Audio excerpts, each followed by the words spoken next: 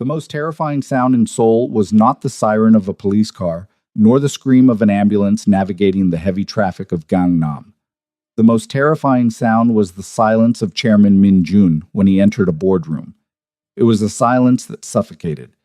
It was a vacuum that sucked the air out of the lungs of men half his age. When Min Jun walked into a meeting, stocks plummeted and careers ended. He was a man who spoke in low tones and signed documents that erased companies from the map. They called him the Iron Ghost because he did not bleed, he did not negotiate, and he did not feel. But that was the man the world saw. That was the man who existed between the hours of 7 a.m. and 8:07 p.m. At 8:01 p.m., the biometric lock on the private elevator of the Millennium Tower penthouse would hiss open. The steel doors would slide apart, revealing a foyer lined with black marble, cold and imposing. Min Jun would step inside, his shoulders usually set in a line of military. Rigidity would drop exactly 1 inch. He would exhale, a long, ragged sound that smelled of stale coffee and repressed violence.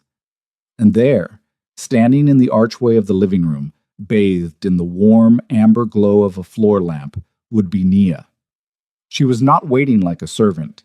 She was not waiting like a nervous mistress wondering if he was in a good mood. She was usually sitting in the oversized cream armchair, a book resting on her lap, her reading glasses perched on the bridge of her nose. At 54, Nia did not scramble for attention. She simply existed, anchoring the room with a gravity that rivaled his own. The first time she had stayed here, months ago, she had been terrified. She had waited for the other shoe to drop. She had waited for the man who destroyed empires to turn that cold gaze on her.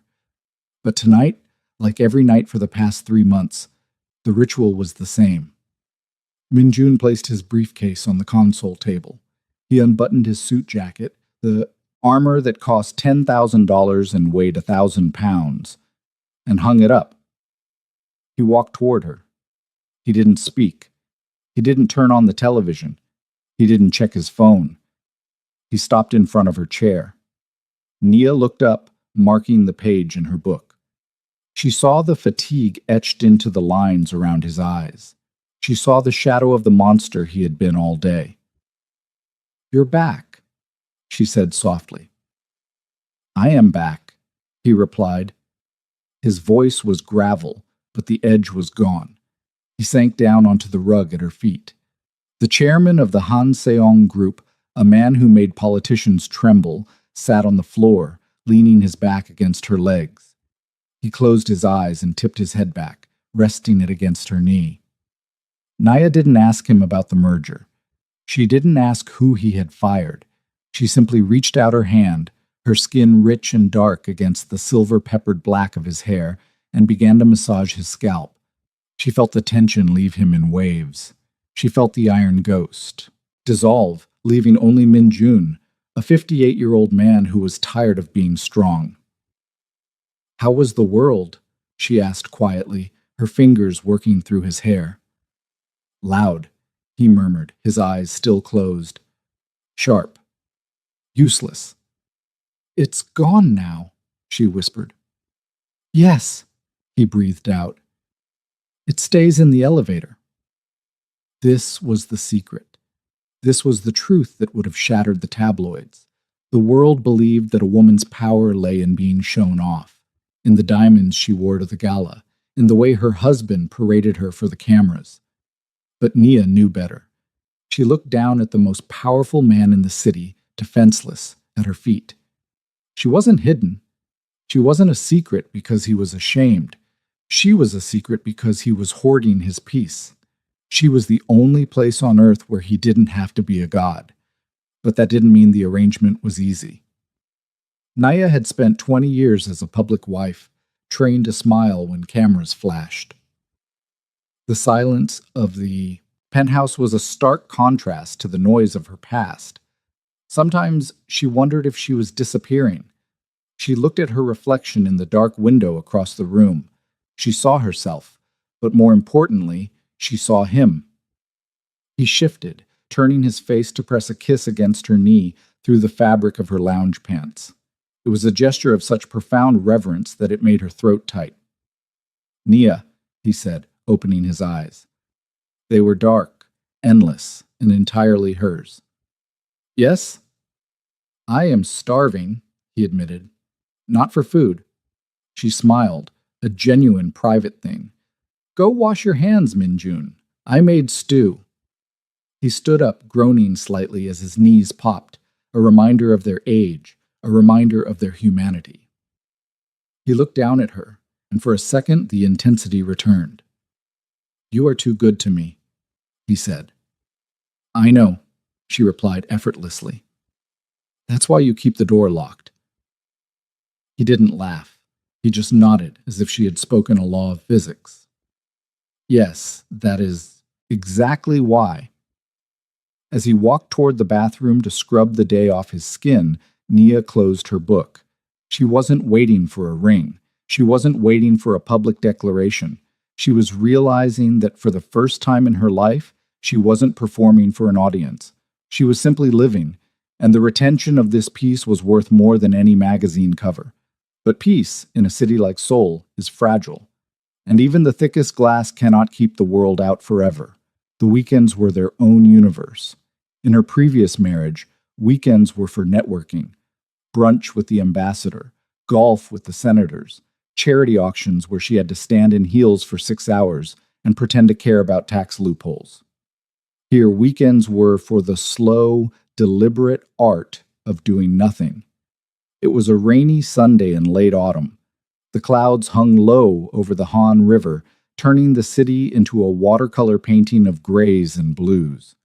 Inside the penthouse, the air smelled of roasted barley tea and old paper. Minjun was in the kitchen. He was wearing reading glasses and a loose gray sweater that Nia had bought him. He was reading a newspaper, but his hand was resting on the counter, palm up. Nia walked past him. Without breaking her stride, she placed her hand in his. He squeezed it, once, firm and grounding, before letting her go. No words, no performance, just a check-in. "I am here. You are here. We are safe." She moved to the window, watching the rain lash against the glass. "Minjun?" she said. "Hmm?" He turned a page. "Do you ever miss it?" He lowered the paper, peering at her over the rim of his glasses. "Miss what?" "The applause," she said, turning to face him. "The events. The way people look at you when you walk in with a beautiful woman on your arm. Don't you miss the validation?" It was a question that had been gnawing at her. Men of his status usually treated women as accessories. A tie pin, a watch, something to signal their virility. Minjun folded the newspaper slowly. He took off his glasses and set them on the marble counter. "Nia," he said, "come here." She walked to the kitchen island. He didn't reach for her. He just looked at her with that terrifying, absolute focus. Validation. He tested the word, as if it tasted sour. "Do you know what I see when I look at the couples at those galas? Success? I see hostages," he said bluntly. "I see men who are terrified that if they stop smiling, their stock prices will drop. I see women who are terrified that if they gain 2 pounds, they will be replaced." He picked up his tea, swirling the liquid. "I spent 30 years building a kingdom so that I would never have to care what people thought of me. Why would I invite them back into my life to judge who I love?" "Because," Nia said, leaning her hip against the counter, "most men want to be envied." Minjun stood up and walked around the island. He stopped inches from her. He smelled of sandalwood and soap. "I do not want them to envy me," he whispered, his voice dropping to that dangerous register. "I want them to know nothing." He reached out and tucked a stray lock of hair behind her ear. His fingers lingered on her jawline.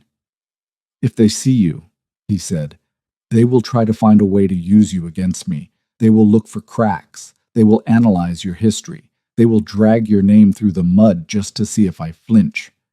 He leaned in, his forehead resting against hers. "I am not hiding you, Nia. I am hoarding you." Hoarding, she chuckled softly. Like gold? More valuable, he murmured, like sanity. Nia closed her eyes. In her old life, she had been a trophy, polished, placed on a shelf, and dusted off when guests arrived. Here, she was the vault. But surely, she whispered, you must get bored. Just us. No entourage. Bored? He pulled back slightly to look into her eyes. Nia, out there, I have to be the Iron Ghost. I have to be 5 steps ahead of everyone. I have to memorize lies and strategies. It is exhausting. He took her hand and pressed it to his chest, right over his heart. It was beating steady and slow. This man, he said, his voice thick with emotion. The man who cooks stew. The man who sleeps without pills. The man who can sit on the floor and breathe. He paused, searching her face. This man only exists with you. If you leave, he dies, and only the ghost remains. Nia felt a shiver run down her spine. It wasn't fear. It was the sudden, overwhelming realization of her own power. She wasn't invisible. She was essential. I'm not going anywhere, she said. Good, he said, because I have planned our afternoon. Oh? A strategy meeting? No, he said, the corner of his mouth twitching into a rare smile. A nap. And perhaps you can read to me? Nia laughed. It was a loud, uninhibited sound that bounced off the high ceilings. The terrifying Chairman Min Jun wants a bedtime story? I want to hear your voice, he corrected. It drowns out the rain. They moved to the sofa. He lay down, his head in her lap, his long legs stretched out. She opened her book and began to read aloud. Outside, the storm raged. The wind battered the glass. The city of Seoul churned with ambition, betrayal, and noise. But inside, there was only the sound of her voice and the rhythmic breathing of a man who had finally found a place to rest his sword. This was the seductive power of their secret. It wasn't about shame. It was about the luxury of being human in a world that demanded they be statues. But humanity is messy. And the problem with being the only person who sees the man behind the monster is that sometimes the monster comes home covered in blood. If you are loving this journey into the quiet, intense world of mature romance, please subscribe. Because in the next chapter, the outside world tries to break the lock, and Nia has to decide just how much of the monster she can handle. The shift happened on a Tuesday. Nia knew something was wrong the moment the elevator chimed. Usually the mechanism was smooth, a soft whoosh of air. Tonight, the arrival felt heavy. The doors opened. Min Jun did not step out immediately. He stood in the metal box, his hand gripping the rail so tightly his knuckles were white. Nia was in the kitchen, pouring wine. She set the bottle down. She didn't rush. She had learned that rushing made him defensive. She walked to the foyer. Min Jun stepped out. He looked wrecked. His suit was immaculate, but his tie was gone. His top button was undone. But it was his face that stopped her. His skin was gray, drained of color. His eyes were wide, the pupils dilated, staring at something Nia couldn't see. And there was a smell. Beneath the expensive cologne, there was the metallic tang of adrenaline and something darker. Min Jun? She said softly. He flinched. He actually flinched. He held up a hand. Don't. His voice was a rasp. Don't come closer. Nia stopped. She stood 5 feet away from him.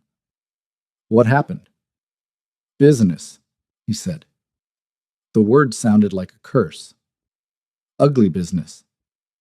He walked past her, giving her a wide berth, as if he were contagious. He went straight to the liquor cabinet in the living room and poured a glass of scotch. His hands were shaking. Nia watched him. She saw the tremor. She knew who he was. She wasn't naive. You don't become a chaebol chairman without crushing people. You don't earn the name Iron Ghost by baking cookies. But she had never seen the violence cling to him like this. He downed the drink in one swallow and poured another. He stood with his back to her, staring at the black window. "Go to bed, Nia," he said. His voice was cold, sharper than she had ever heard it in this house. "No," she said. He turned around. His eyes were blazing. "I said go to bed. I am not fit for company tonight." "I don't want company," Nia said, stepping into the living room. "I want to know why." "My partner is shaking." "Partner?" He let out a harsh, barking laugh. "You are not my partner in this. You are the innocents. That is the deal. I handle the filth. You keep the house clean." "I am not a maid, Minjun," she said, her voice dropping an octave. "And I am not a child. I have seen ugly things. Do not condescend to me." He stared at her, stunned by her tone. "I destroyed a man today," he confessed. The words vomited out of him. A friend. He betrayed the company. I had to cut him out entirely. His family, his legacy, gone. He looked at his hands as if he expected to see blood. "He begged me," Minjun whispered, "and I felt nothing. That is the worst part. I looked at his ruin, and I felt nothing but annoyance that it was taking so long." He looked up at Naya, his expression fracturing. "I am a monster, Nia. You are playing house with a monster." The silence stretched, taut as a wire. This was the test. This was the moment most women would back away. This was the moment the bad boy fantasy dissolved into the terrifying reality of a ruthless man. Nia looked at him. She saw the guilt eating him alive. She saw that he did feel something. He felt horror at his own numbness. She didn't leave. She walked forward. "Stay back," he warned, backing up until he hit the glass of the window. "I will stain you." Nia closed the distance. She reached out and took the glass of scotch from his hand. She set it on the table. Then she took his hands. They were cold as ice. "Look at me," she commanded. He refused. He looked at the floor. "Minjun, look at me." He dragged his gaze up to meet hers. He looked terrified that he would see disgust in her eyes. "You are not a monster," she said firmly. "Monsters don't come home and shake. Monsters sleep soundly." "I won't sleep tonight," he whispered. "Then we will stay awake," she said. She raised his hands to her face, pressing her cheek against his cold palms. She rubbed her skin against the rough texture of his fingers. "You do what you have to do out there to survive," she said. "I know the world is a war. I know you are the general." She kissed his palm.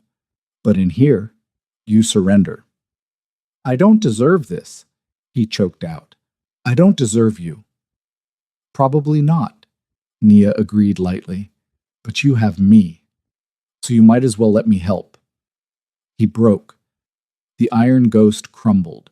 He collapsed forward, wrapping his arms around her waist, burying his face in the crook of her neck. He held on to her with a desperation that bordered on pain.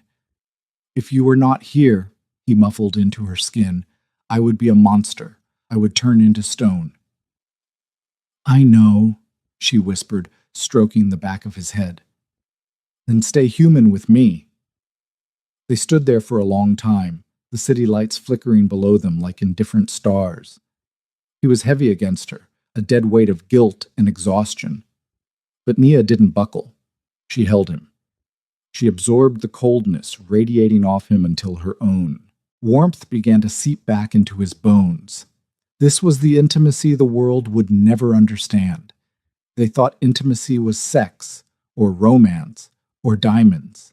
Real intimacy was witnessing the ugly parts of someone and not looking away.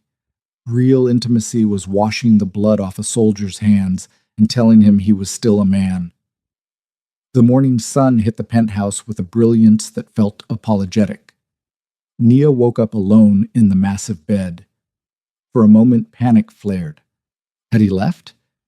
Had the shame of the night before driven him away? She sat up, pulling the silk robe around her. She walked out into the living room. Minjun was there. He was standing on the balcony, the glass doors open to the crisp morning air. He was wearing his lounge pants and a white t-shirt. He was holding 2 mugs of coffee. He heard her footsteps and turned. He looked different. The grayness was gone. His eyes were clear. He looked like a man who had survived a fever. "Good morning," he said. "Good morning," Nia replied, walking toward him. He held out a mug. "Hazelnut, 2 sugars." She took it, wrapping her hands around the warmth.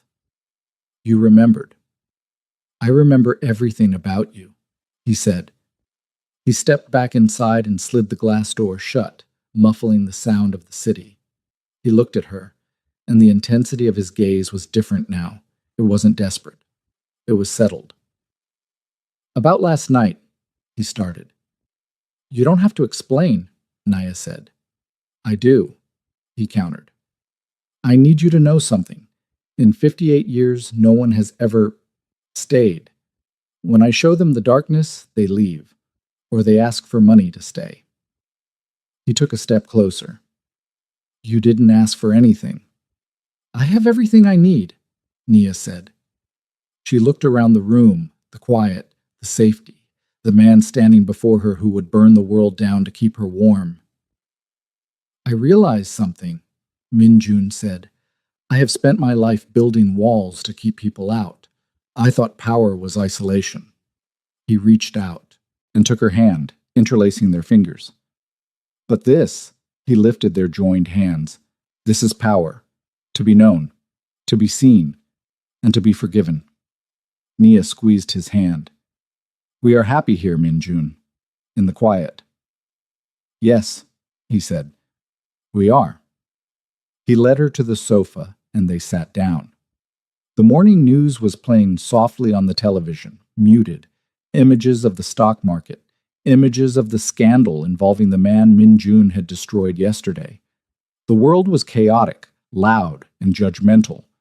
But in the penthouse, the volume was turned down to 0. Nia rested her head on his shoulder. He draped his arm around her, pulling her close.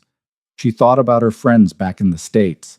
They would ask her why she was single, why she didn't have a husband to show off on Facebook. They would pity her for being alone at 54. She smiled. A secret, satisfied smile. They didn't know that she was loved more fiercely in the dark than they were in the light. They didn't know that she held the heart of the Iron Ghost in her hands. "I love you," Minjun said. He said it casually, simply, as if he were commenting on the weather. Nia froze. He had never said it. Not once. She looked up at him. He wasn't looking at her. He was looking at the muted TV, his face calm. "You said it," she whispered. He turned to her, a small, genuine smile playing on his lips. I realized I had not said it aloud. It seemed inefficient to keep it inside. Nia laughed, tears prickling her eyes. "Inefficient." "Yes, it is a fact. I love you, and I will protect you, even from me." Nia kissed him. It was soft, lingering, and tasted of coffee and promise. "I love you too," she said. Outside, the city of Seoul rushed on. Deals were made. Hearts were broken. Images were curated for the public eye. But high above the noise, in a fortress of glass and steel, a man and a woman sat in silence. They were invisible to the world, and in that invisibility, they were completely, perfectly free. They had built a sanctuary that no one knew existed, and for now, the walls held. But secrets are like fire. They keep you warm, but they also cast a light that others can see. And in part 3, someone is going to notice the smoke. Subscribe now, because the Iron Ghost has enemies who are starting to wonder why he has suddenly become so human. And when they find out the reason is Nia, the sanctuary will become a siege. You do not want to miss what happens next.